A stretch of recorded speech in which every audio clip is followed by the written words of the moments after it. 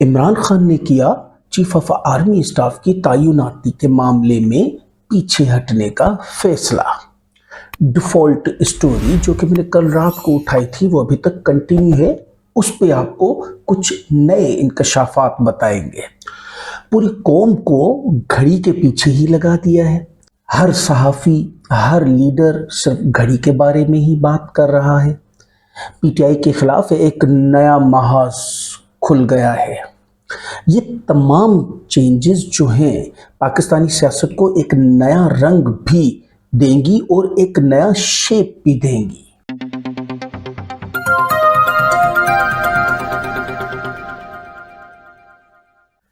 अस्सलाम वालेकुम, welcome to operation तज्जिया विद शारिक मकबूल। आज 18 नवंबर 2022 है और जुम्मे का दिन है। जनाब, चीफ ऑफ आर्मी स्टाफ की तैनाती का मामला, इस पे आज थोड़ा सा डिस्कस करेंगे कि एक अजीब सा मजाक नहीं बना दिया गया है इस मामले को। हालांकि मैंने आपको बहुत मरतबा पहले भी इस बारे में इन्फॉर्म किया है कि ये इंतहाई एक हसास मामला हुआ करता है। तमाम मुल्कों में होता है कि सिर्फ पाकिस्तान में नहीं हो रहा है, लेकिन पाकिस्तान में इस दफ़ा वैसे भी बहुत डिस्कस होता है, लेकिन इस दफ़ा कुछ ज़्यादा ही इसको मजाक नहीं बना दिया गया है। हर कोई अगर देखें तो अपना अपना एक उम्मीदवार लिए घूम रहा है मार्केट में कि मेरा ये उम्मीदवार है, मेरा ये उम्मीदवार है। इस मामले को इतना मुतनाज़ा बना दिया गया है कि जो 4-5 जो लोग सीनियरिटी में हैं, जिनमें से एक को सिलेक्ट होकर चीफ ऑफ आर्मी स्टाफ बनना है, वो सब के सब लोग मुतनाज़ा कर दिए गए हैं कि ये उसका उम्मीदवार है, ये उसका उम्मीदवार है, ये उसका उम्मीदवार है। तो इस तरह ये कब मामलात यानी सेट होंगे? आखिर हम कब राह रास्त पे चलेंगे? हम कब दुनिया के जो स्टैंडर्ड लेवल्स हैं उनको अपनाएंगे?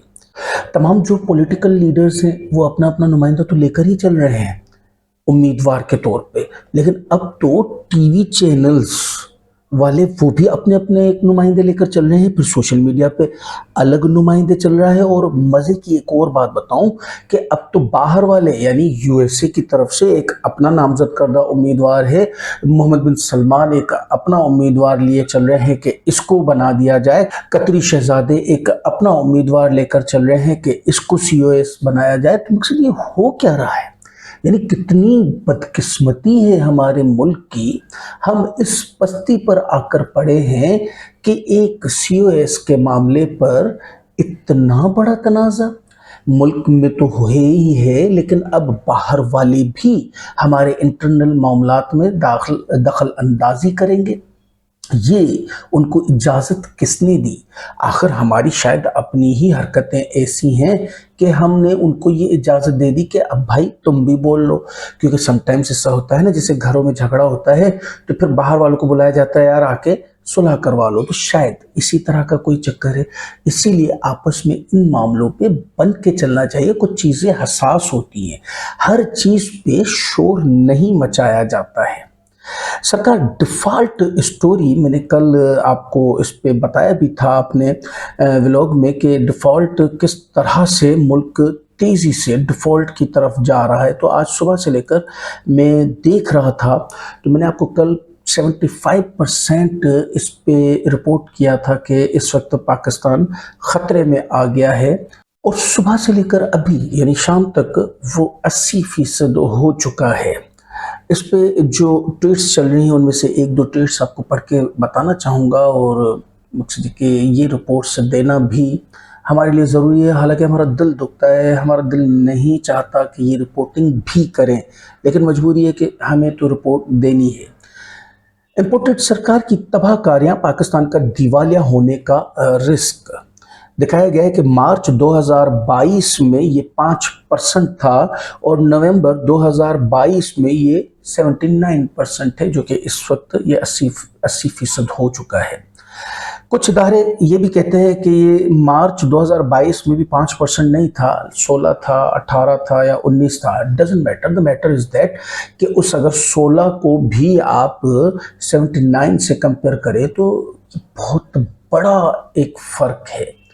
यानी अगर हम बात करें श्रीलंका की, तो श्रीलंका के हालात इससे बहुत बेहतर थे हमारे मुल्क से, और वो 79% पे नहीं था, लेकिन डिफ़ॉल्ट कर गया था। اور اس वक्त हालांकि हम 79% पे पहुंच गए हैं।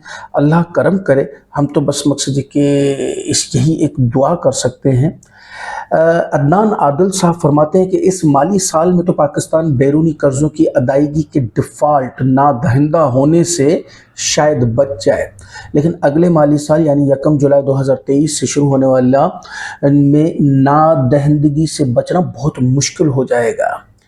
ऐश तो अमीरों ने की, लेकिन खमियाजा वही 90% अवामुन्नास भुगतेगी, यानी मैं और आप भुगतेंगे।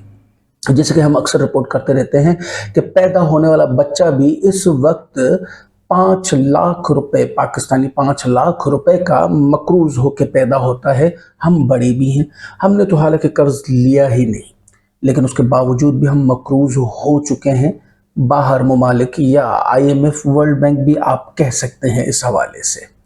इसी ज़मन में ये एक छोटी सी खबर बताता हूँ कि जब हमारे पास पैसे हैं ही नहीं खाने पीने को, लेकिन उसके बावजूद भी खर्चे किस तरह से चल रहे हैं, तो मुल्क भर से लाई गई नफरी 51 करोड़ 48 लाख का खाना खा चुकी है इस्लामाबाद में। जो इस्लामाबाद में मुमकिन पेश नज़र जो धरना और लॉन्ग मार्च है, उसके हवाले से पूरे मुल्क से नफरी लाकर जो इस्लामाबाद में बिठाई गई है, वो अभी तक इतने दिनों में 51 करोड़ 48 लाख का खाना खा गई है। ज़रा है, अब आप खुद समझदार हैं कि 51 करोड़ 48 लाख का खाना नहीं खाया गया, इसमें से आधे तो कोई और खा गया है, बाकी बेचारे नफरी वालों को भी थोड़ा बहुत मिला होगा।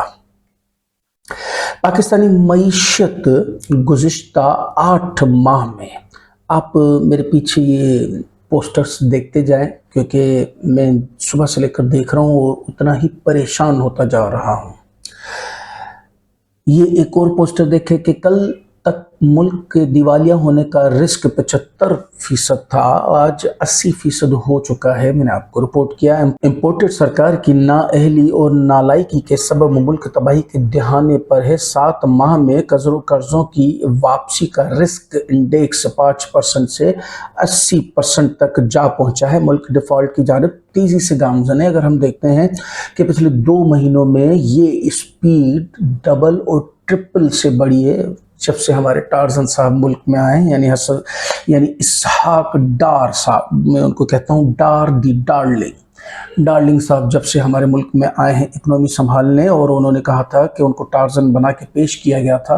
उन्होंने कहा था कि मैं ये कर दूंगा, मैं वो कर दूंगा। IMF से तो मैं बचपन से बात कर रहा हूँ, जब ये 6ठी क्लास में पढ़ते थे तब से लेकर ये IMF से डील कर रहे हैं, और IMF को डील करना मेरे लिए कोई भी इशू ही नहीं है। और इस दफ़ा ताज़ी बेइज्जती करवा के अमेरिका से ये आन पहुँचे हैं पाकिस्तान वापस।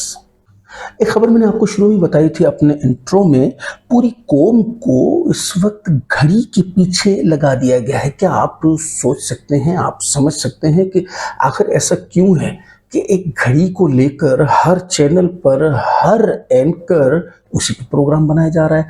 फिर उस प्रोग्राम में तमाम जो सियासतदान, लीडरान, बड़े बड़े, वो सब लोग आ रहे हैं, जबकि मैंने आपको लास्ट अपने व्लॉग में बताया था कि अरबों खरबों की करप्शन और पैसे छोड़कर एक घड़ी के पीछे पड़ा गया है। इसका मकसद ये नहीं है कि घड़ी कोई इतनी कीमती है या क्या। प्रॉब्लम कहाँ है? प्रॉब्लम यहाँ है कि जो डिफॉल्ट का खतरा है उसको छुपाया जा सके, महंगाई से अवाम की नज़र हटाई जा सके, लॉन्ग मार्च पे इतना लोगों का इंटरेस्ट ना बचे और घड़ी पे लगे रहे। इमरान खान पे हमला हो, अरशद शरीफ साहब का मर्डर हो, आज़म सवाती साहब के साथ जो एक वाक़या या सानिया हम कह सकते हैं पेश आया है, या IMF से तारीखी बेइज्जती हो, इन सबको पीछे छुपाने के लिए घड़ी का मामला सामने लाया गया है। आप खुद सोचें ना कि मकसद तो टीवी एंकर्स क्या इतने पागल है, उनके पास कोई और बात करने को नहीं है कि वो सारी दुनिया के सारे मसाइल छोड़ के एक घड़ी के पीछे पड़े हुए हैं। 2 दिन से कंटिन्यूस प्रोग्राम किए जा रहे हैं। अब जब ये चोरी पकड़ी गई, उन्होंने कहा कि ये अपना जो उमर फारूक ज़हूर साहब ने ये घड़ी किस तरह से ली, और वो सारी ट्रेल बाहर आ गई। और जब ये बात पकड़ी गई तो अब वो नए सवालात उठा रहे सिर्फ और सिर्फ मामले को उलझाने के लिए। तो फिर अब ये बात बनती है कि पैसे कहाँ से आए, पैसे कब दिए, आया ये घड़ी लेकर बाद में पैसे दिए, या ये पैसे देकर घड़ी ली, तो पैसे दिए तो किसके अकाउंट से दिए। अब ये एक नए मामलों में खामखा में केस को उलझा रहे हैं, क्योंकि माफ़ी तो मांगेंगे नहीं ये लोग। जिन साहब ने ये स्टोरी ब्रेक की थी, अब वो माफ़ी तो मांगेगा नहीं। अब वो क्या करेगा, इन मामलों को इतना उलझाएगा कि आप उन सवालों में ही उलझ के बैठ जाएं और आप बोले कि बाबा हमें माफ़ कर दो, तुम माफ़ी भले ना मांगो। और ये जानबूझ के इसीलिए किया जा रहा है ताकि आपकी नज़रें इन चीज़ों से हट जाएं। है ना कमाल की बात। कहीं देखा है आपने ऐसा मुल्क और ऐसी हुकूमत जो कि इस तरह से चलाती है। पीटीआई के खिलाफ एक नया मुहाज खुल चुका है। रात गए कुछ गिरफ्तारियां हुई हैं और इमरान खान को अदलिया ने तलब कर लिया है तौहीन अदालत केस में, जो कि 25 मई से रिलेटेड है। अब सूबा सिंध में पीटीआई रहनुमाओं के खिलाफ क्रैकडाउन, क्योंकि वही कर सकते हैं, वहाँ पीटीआई की हुकूमत नहीं है, पीडीएम के एलआई की हुकूमत है, यानी पाकिस्तान पीपल्स पार्टी की हुकूमत है। और उसमें कराची में कल रात हलीम आदिल शेख के घर तीसरी बार छापा मारा गया है। पीटीआई लीडर और कायदे हिज़्ब इख्तिलाफ सिंध असेंबली हलीम आदिल के घर दहशत गर्दी की दफात के तहत तीसरी बार छापा मारा गया है।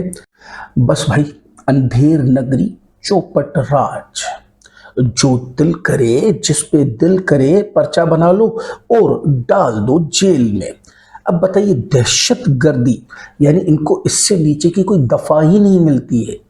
किसी ने मच्छर को अगर मार दिया, भाई ये दहशत गर्दी है और उस पर दहशत गर्दी का पर्चा करवा दो आप। ज़राए के मुताबिक दहशतगर्दी के अलावा दीगर दफात भी शामिल हैं इस केस में। ये मुकदमा गुज़िश्ता रोज़ ही गुलशन मेमार थाने में रजिस्टर करवाया गया है। एमडीए के असिस्टेंट इंजीनियर की मुद्दत में ये मुकदमा दर्ज करवाया गया है। अब आप खुद अंदाज़ा लगा सकते हैं कि सियासी इंतकाम में इस तरह से पीडीएम अंधी हो चुकी है कि ना तो ये दिख रहा है कि क्या कर रहे हैं और ना ही ये समझ में आ रहा है कि क्या करना है। हमें टिकटॉक पे फॉलो कीजिए। हम टिकटॉक पर जैसे कि आ चुके हैं और हमने आपको उसकी एड्रेस भी दी है। इस वक्त बाहर में, नीचे बाहर में भी एड्रेस चल रही है और हमारे डिस्क्रिप्शन में भी उसकी एड्रेस लिखी हुई है। हमें टिकटॉक पे फॉलो कीजिए और तमाम अपडेट्स फौरी दिन में 20 मरतबा हासिल कर सकते हैं। मिलते हैं अगले व्लॉग में कुछ नई खबरों के साथ और उन पर मोतबर तज्जियों के साथ। चैनल को सब्सक्राइब करें, वीडियो को लाइक करें, अपनी फैमिली और फ्रेंड्स के साथ शेयर करें। पाकिस्तान जिंदाबाद।